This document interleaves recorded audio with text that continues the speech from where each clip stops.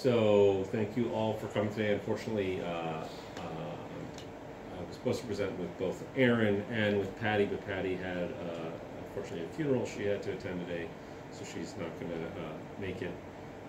But I was trying to figure out what would be the best way to kind of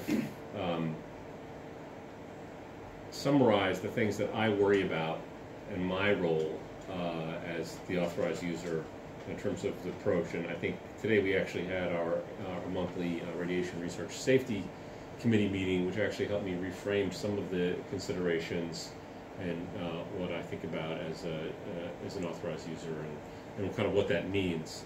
When we first got awarded this grant, Hank made a comment about can't wait to make the front page of the New York Times. So Pat did make the front page of the New York Times in 2010. This is Dan Skowronski, an avid flobetapir radiopharmaceuticals at 37th and Market here, which was great. So that was July 24th, 2010, showing PET radiopharmaceuticals can be used. This compound, of course, invented by the radiochemist Hank Kung, based here, that he took into humans, and it's been kind of really informed. These pharmaceuticals have been very important in informing our ability to understand dementia and Alzheimer's disease in conditions of neurodegenerative disease where beta amyloid accumulates. However, very shortly, so this is June 24th, but then on July 7th, 2010, Pat again made the front page of the New York Times, also brain imaging over at Columbia University, where some of the practices that came out were really really not up to date, and actually a little I would view them unacceptable from a number of ethical and moral perspectives. And so this includes these drugs, which are radiopharmaceuticals, are drugs being released with impurities in them. And additionally, that also goes on to the follow-up article from this, and this is my role, and we'll get into my roles. This also where patients who were vulnerable patient populations, schizophrenics or severe depression, so you're injecting impure drugs in patients who are more vulnerable and less ability to give consent, and that's a big deal for this. This is kind of the worst case scenario for, I think, for safety and regulation, and they were pretty severely punished, not just from a FDA standpoint, but I think that there was a lot of negativity in the press, but that also reflects on us, in terms of using PET brain imaging. And so my feeling is that we want to have our conduct obviously as high as possible, but it involves a lot of communication, a lot of oversight, and knowing where to keep our eye on the ball a lot of different ways. And it's not just me who's doing that, it's with our team of Erin and Sharon and all our staff doing that together. So, PET radiopharmaceuticals. So the FDA considers our PET radiopharmaceuticals to be drugs. And with the drug, I worry about what the EC50 is. So what occupancy do half the people get a physiologic response? However, with PET radiopharmaceutical neuroreceptor imaging and this imaging, we're only trying to label 1 to 3% of the receptors. We're not trying to even come close to an EC50 response and changing what's going on in the physiology.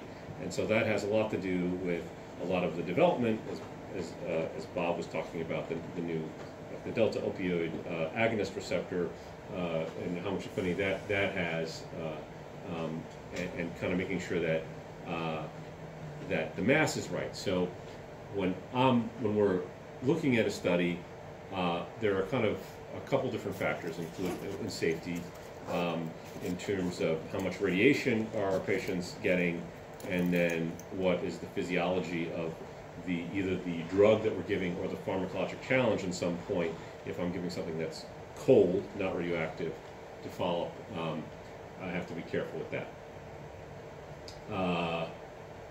We are very concerned with Title 21 of the Code of Federal Regulations, Part 2 and 2, which is issued by the FDA, ensure that PET drugs meet safety and quality assurance standards. So I know Sharon goes to ridiculous limits to ensure that we meet these standards in good manufacturing production facility that we have in our cyclotron, and that is why, like, what I get to I have a high level of trust with Sharon and all the stuff that is made in our cyclotron, and I know they do a very good job doing that.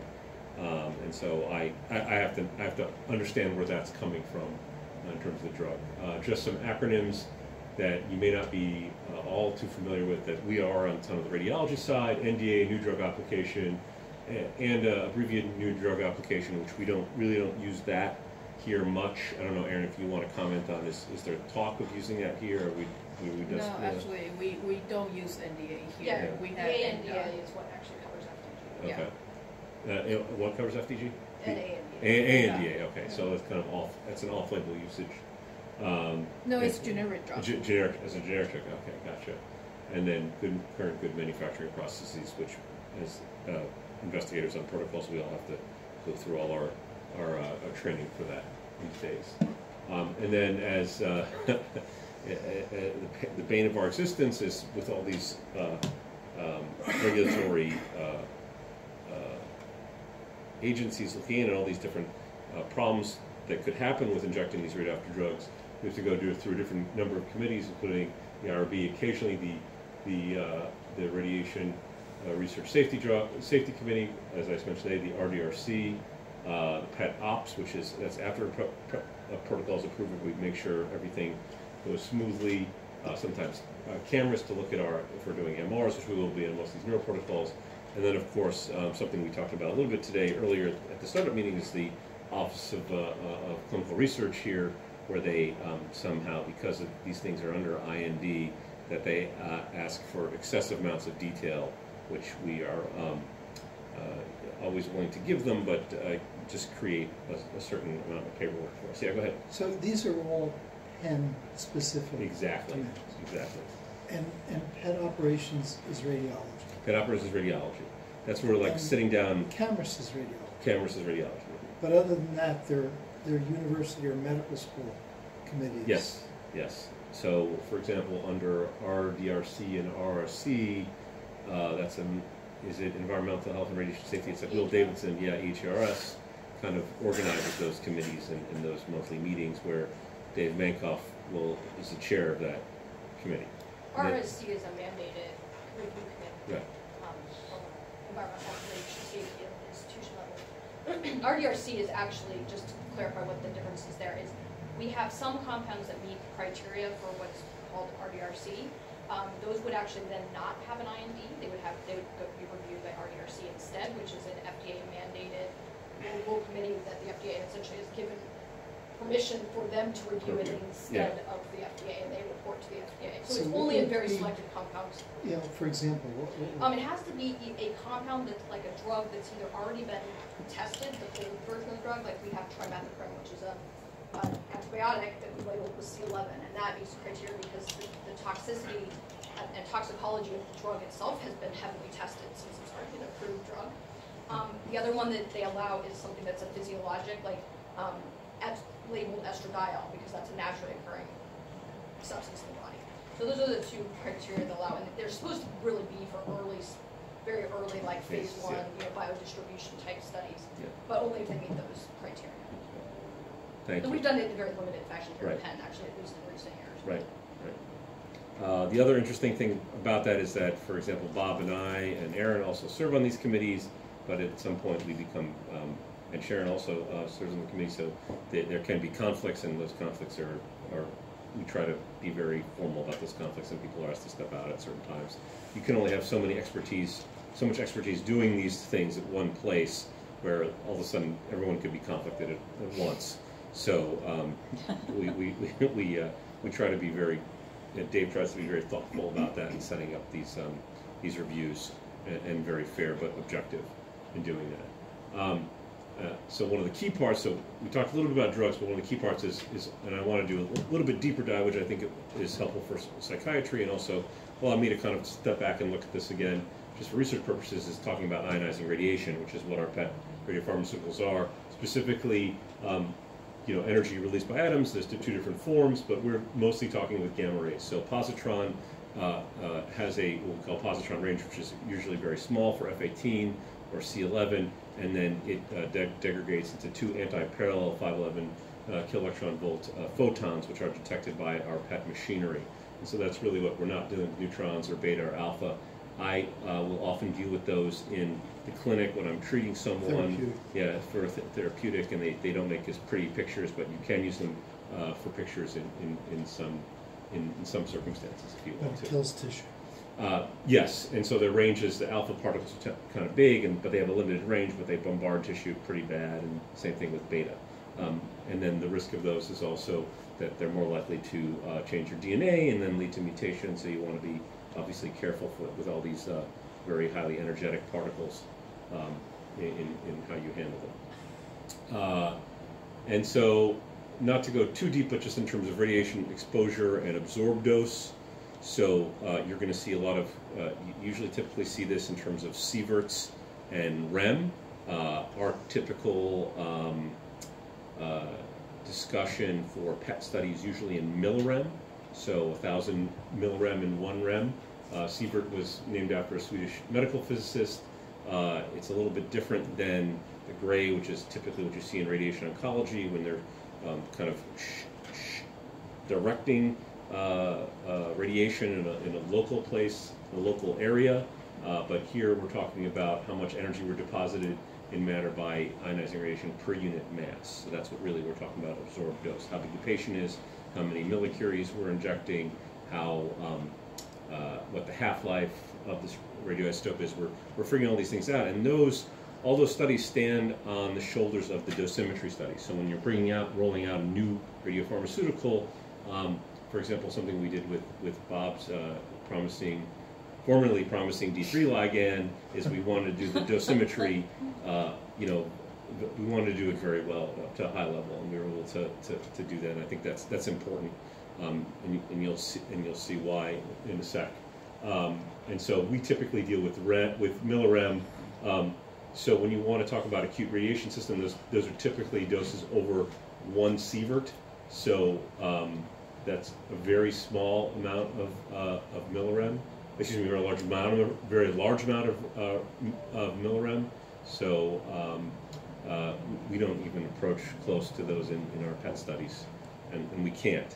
But we still try to be very accurate. So I just wanted to use I took the example from our current FNOS in PD language for that, and this is the dosimetry. This was part of the Radiation Research Safety Committee review, where there was one FNOS PET scan with 3.5 to 6.5 millicuries, which between the injected radiation dose and the CT of just the head, we're talking a max of 530 millirem, so 0.0053 sievert. So a very small dose of actual absorbed radiation dose that a potential subject could get. If you see here the plus or minus 10,000 millisieverts, and I'll get that in a second when I talk about radiation safety regulations. The 10,000 is really what I was talking about with Will Davidson, who runs the committee. It's whether or not they use this word vary. I'm sorry, my mouse isn't showing up here, but I put in red. Over 10,000, and they get rid of that word. It is likely that you will see no effects of it all. But we're not even coming close to how many millirem that is for this one study. I mean, a 20th of that. And so typically we're going to see very, very unlikely. That's the language that our Radiation Research Safety Committee has agreed upon in conjunction with EHRS. Personally, the way I like to explain it to patients is that by participating in the study, which we cannot use to direct your personal health care, and is of no benefit for you personally. There's less risk if you didn't do the study, but the risk is so small by doing the study, based on all the information that we have, that we can't even measure it. So it's so small that we don't think anything's going to happen, and I can't even give you a probability, but it's more than if you didn't do the study. And I think it's very important to say that, and I think the vast majority of patients are very accepting of that language. But again, for something we talked about today in the startup meeting, I'm always happy to discuss that ahead of time with anyone who has concerns about radiation exposure. because it can be a kind of a lightning rod for some people. Some people definitely have a knee-jerk reaction. Yeah, exactly. And I don't want to get them in there, and Sharon's made the dose, and we're worried about it, and all of a sudden, like, you know what, I don't like the radiation, and we've lost a lot of work by a lot of people. I know sometimes I've seen people use language that has to do with, you know, the difference between being Colorado at the top of the mountain versus, you know. Yeah, that's all baloney. And so that's, I've seen that kind of language, but. And the other thing is people will say, well, how many chest X-rays is that? Well, chest X-rays, there's a high variability in how much radiation are you doing. You're portable, which machine are you using? I mean, you know it's low, and we know, like, for example, high mountain, you know that you get more radiation if you're upper in the atmosphere, so if you fly a lot, you could get more, but it's not a good way of quantifying exposure. It's actually a fairly controversial thing, Yeah. and every radiation safety committee and every institution has their own version of what they I'm like or sure, don't like. yeah. Yeah. And some of them will be very detailed like that. Yeah. They say it's similar to this many X-rays or this whatever. Our radiation safety Yeah. is taking the opposite tack. So Yeah. we don't want to put a lot of false comparisons there that really are not either. Yeah. They don't. They're not validated. Or they're not Yeah, validated. and so then people go down the rabbit hole, and Right. there's no truth at the end of the rabbit hole. That's the real But problem. depending on what institution you go to, you definitely see different things. Right. But knowing that, you know, what the relative quantification is, we're dealing way down on the spectrum of how much. And just to talk about, you'll see me wear either a ring badge or a body badge, because those go in every month to EHRS. They measure, and these are really the limits. We talk about a limit of someone in the public about 100 millirem per year, but typically I'm not even close to any of these, even when I handle much more potent therapeutic types of radiation. Probably Dan Prima's the winner for this in terms of as a physician. I'm the one. Yeah, in a physician, I'll tell you, some of our technologists, we were at a place where we had such a high volume of clinical studies that our technologists were getting close or getting to this. And what happens is, if this is measured, the year is January to December. That's how this year. So if you get 5,000 millirem in January, you can't have exposure then until the following year, January. And so the manager was rotating. We have different clinics, not just PET, so rotating different technologists from different, so they wouldn't get so much in different jobs. But also then we also changed how we were delivering these doses in a much more controlled fashion with less manual handling. We have automatic injectors in the clinic, which were expensive, but they really did reduce exposure. The other thing is, and if this ever comes up with any research coordinator, if there's ever any concern about this, that we want someone badged, or they become pregnant or are pregnant, we encourage them to have discussion with environmental health and radiation safety, and to see if they want to formally declare their pregnancy and how they want to be monitored. I encourage a really healthy dialogue with that, because I want them empowered to have as much information as possible, not try to hide, not try to show things up, and so how we can have a constructive conversation around that. But just for reference, Yeah. All of our coordinators in my team are badged, and again, who don't do any of the injections themselves, but obviously are there physically with the patient when they're getting injected. They are in the room during the scan. They may be handling some radioactive blood, and we've had all of their badges looked at longitudinally, Yeah. and none of them have ever gotten anywhere near. Right. It's almost actually undetectable in most Yeah. cases, or below whatever the Right. detection level is. Right. So I think if you have coordinators that might be accompanying the patients and are concerned, for sure, have them come talk to us or Yeah. talk to radiation safety. But really, for the level of exposure a coordinator gets, it's really actually almost not necessary. But again, we're happy to be as compliant as possible, and just to make people feel better Abundance about of it. caution. Yeah. I mean, I always feel like plan for the worst, but we hope for the best in a lot of things. So I always worry about the worst case scenarios for a lot of these drugs. So because of that, then that's why my formal title is Authorized User of Radioactive Sources, and there's different nuclear or regulatory commission kind of levels. I am the highest level you can get by training, the 35.390. So I'm recognized. I'm American Board of Nuclear Medicine certified. Did my radiations, my residency in nuclear medicine, and I've had all that experience of training, and that's what we have to. That's what we qualify. So. And this does also vary at different institutions, at least based on the other institution I've been at, but the Penn policy has been if it is an investigational and IND-based radio tracer, an AU has to do the injection. So we don't allow techs to do anything that's not FDA approved. Well, not in some cases. In some cases, for some of the A lines where I actually have to pull the blood, that the technologist will do the injection while I'm watching. But you have to directly. But I'm directly observing that, so I'm not actually giving the injection, but I'm like literally watching while I'm about to pull the A line. It's only noteworthy because some institutions actually do allow techs to do those injections without a physician present. I think Yale is like that. I think, but that's because part of their research operation is discrete from their clinical operation, versus ours is like very, very much a lot of overlap. It has been. So there's a number of reasons for that. All right, and so of course, everyone's favorite case example we should just talk about briefly is carfentanil.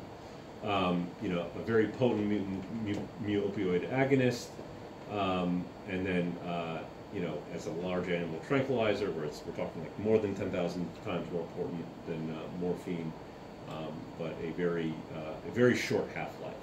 So when my approach to carfentanil is I'm looking at both the pharmacologic and the radiation safety standpoint.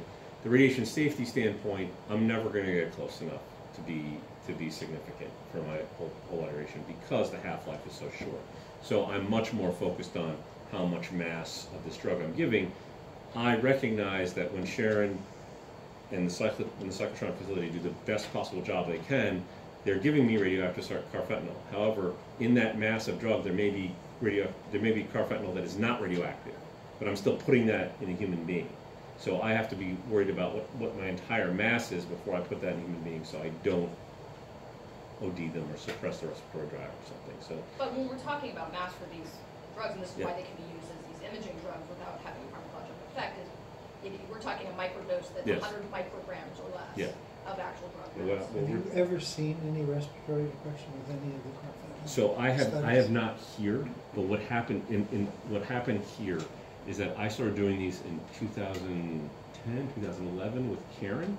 Before that, there were several patients who got sleepy and drowsy with the injection, and at that time they had Bob Daniels, who's a radiochemist at Hopkins, come in as a consultant and go through how they were producing them, and then I took over after that, and I did not see any side effects from that. So when I do these, like I want to have Narcan on me. I want to have absolutely, but because it just you've never had reason. I've never had reason to use it, but I still live in fear. I mean, I think John Carr, he's done hundreds, right, at the Michigan group and later, right. And of those, he would sometimes see pharmacologic effects in small frame females, for example.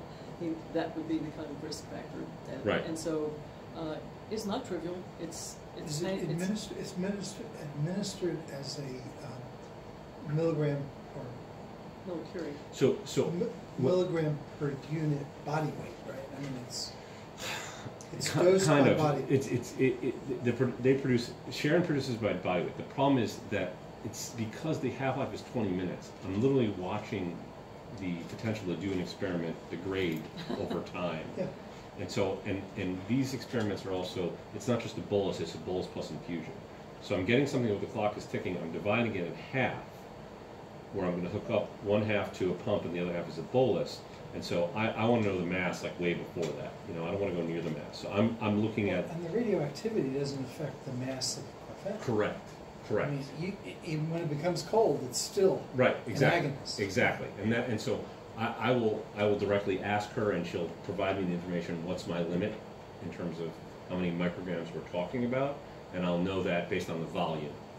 And so usually I'll drop as much volume as I can get from that, and it's usually they usually get about 9 or 10 milliliters in volume. So the recognized carfentanil limits is, I have asked 3 different institutions to recognize carfentanil limit is 0.3 milligram per kilogram.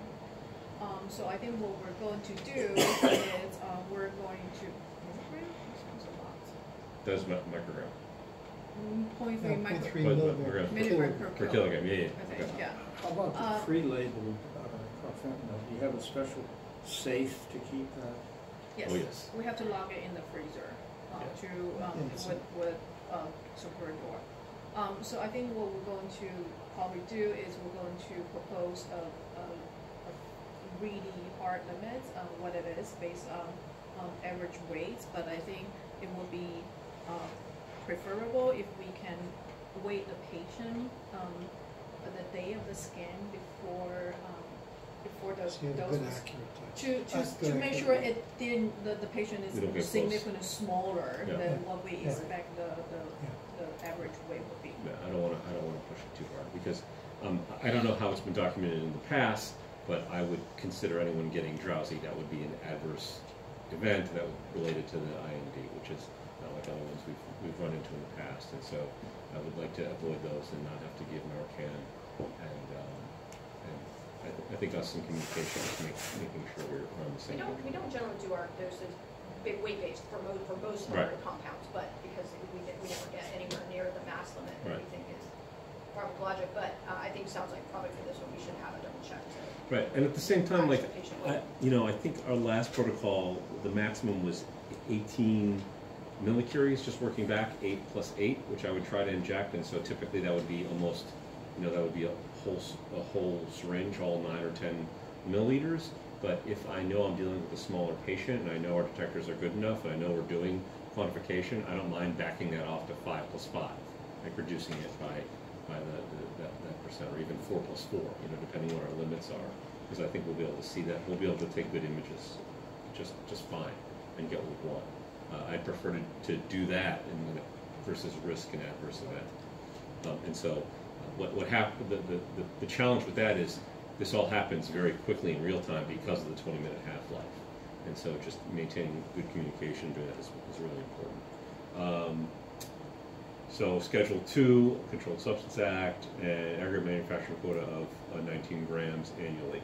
So I don't think we're going to get near that, but just so you know. Okay, and so then what am I injecting? I'm injecting I'm injecting the hot carfentanil C11. I'm injecting the cold C11 carfentanil, and so I want to worry about the total mass, as I mentioned before.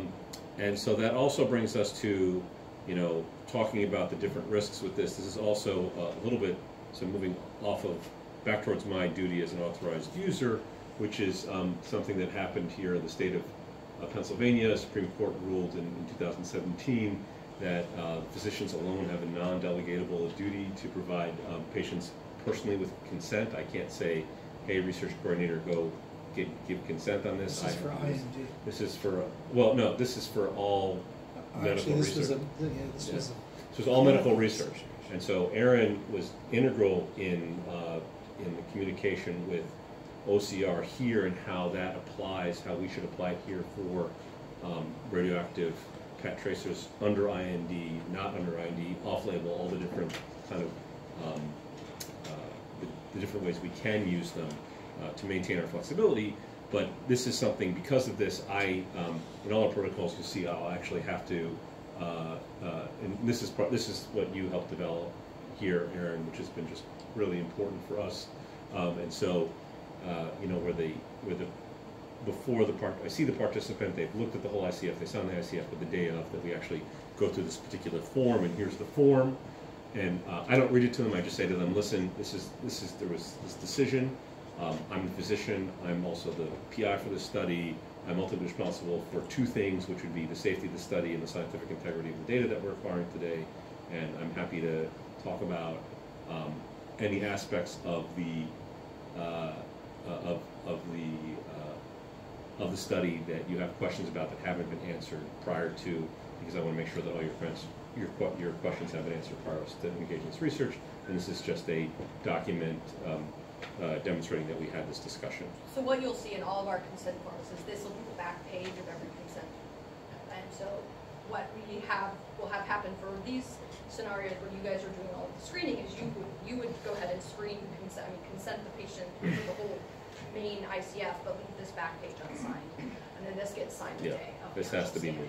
This has to be me or another authorized user with this specialty who's on our protocol. So Ilya and I don't know who else we on the study this time. And then the last thing I put on here, which was this is from OCR. This is because controlled substances and SOP, because this is also goes back to carfentanil that Patty wanted us to include this. I'm not exactly sure why, but that is all I prepared on radiation safety and radiation exposure and drug. I think carfentanil is kind of the extreme case, but I think it kind of frames like what I think our approach should be, like being safe, adhering to the different regulatory stipulations, but doing the right stuff for our study. So,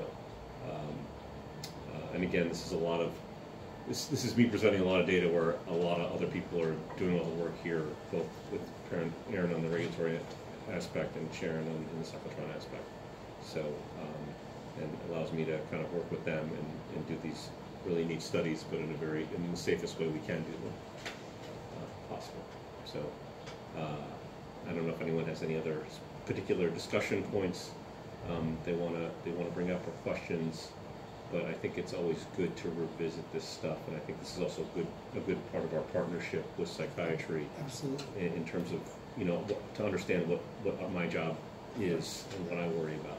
And I think the two things we've thought about in terms of we're looking at putting our new protocols together, because you can see how much work goes into it, and of course it all happens the day of the scan. That Sharon and her team are making a tracer, getting it to the clinic, getting all these moving parts are being involved. So that's why we've also talked about having backup participants scheduled, so that if somebody flakes out or something comes up and they become ineligible, we have a backup. Our subjects never do that.